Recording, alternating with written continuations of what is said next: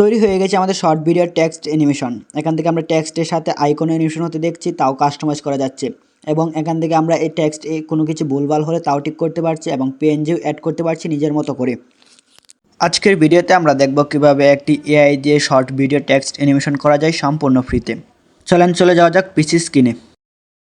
সর্বপ্রথম আপনারা আপনাদের ফোন থেকে যে কোনো একটি ব্রাউজার ওপেন করে নেবেন। আমি আমার এখান থেকে ক্রোম ব্রাউজারটি ওপেন করে নিচ্ছি।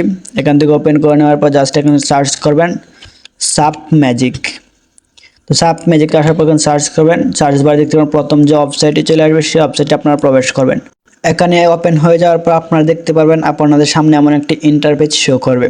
এখান থেকে আপনারা উপরে দেখতে পারবেন log in or sign up. এখান থেকে আপনারা লগ ইনে ক্লিক করে লগ ইন করে নেবেন। আমার যেহেতু আগের থেকে লগ ইন করা আছে তাই আমার নতুন করে লগ ইন করতে হবে না, কিছুক্ষণ অপেক্ষা করলে অটোমেটিক লগ ইন হয়ে যাবে। এখান থেকে আপনারা দেখতে পারবেন অনেকগুলো অপশন আছে। তো আমাদের এত কিছু প্রয়োজন নাই, যেহেতু আমরা টেক্সট টু অ্যানিমেশন করব বা ভিডিও শর্ট ভিডিওর জন্য অ্যানিমেশন তৈরি করব, তাহলে প্রথম যেটা চলে আসবে সেটাতে চলে যাবেন। এখানে দেখতে পাবেন জেনারেট ক্যাপশনস, এখানে ক্লিক করলে অটোমেটিক চলে আসবে।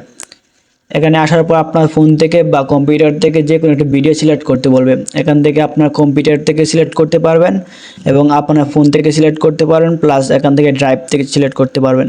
যেহেতু আমার ভিডিওটি আমার কম্পিউটার আছে তাই আমি এখানে ক্লিক করে কম্পিউটার থেকে আমার ভিডিওটি পিক করে নিচ্ছি। তো এখান দিয়ে আমি এই ভিডিওটি সিলেক্ট করে দিলাম। ভিডিওটি সিলেক্ট করে দেওয়ার পর এখান থেকে আপনার কিছু সময় অপেক্ষা করতে হবে।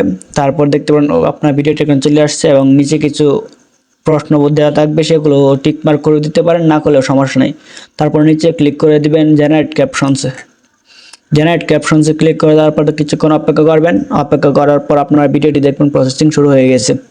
কিছুক্ষণ অপেক্ষা করার পর আপনাদের সামনে এমন একটা পেজ শো করবে। এখান থেকে আপনারা দেখতে পারবেন টেক্সটের অনেক সাইজ আছে, এখান থেকে আপনার সাইজ চাইলে সিলেক্ট করতে নেবেন। তো আমার একটা সাইজ সিলেক্ট করা আছে, আমি প্লে করে দেখি কতটুকু কার্যকর হচ্ছে এখানে।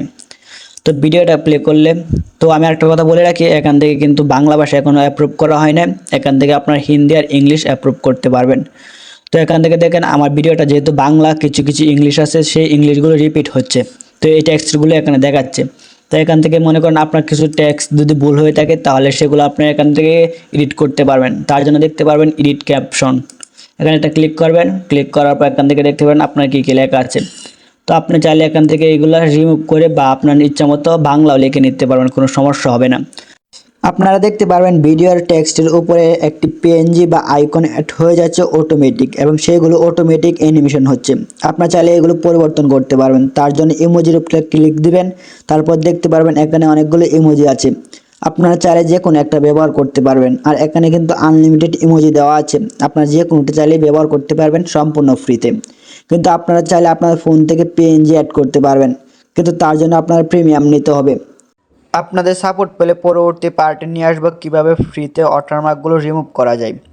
তো বেশি বেশি লাইক কমেন্ট শেয়ার করবেন। ধন্যবাদ।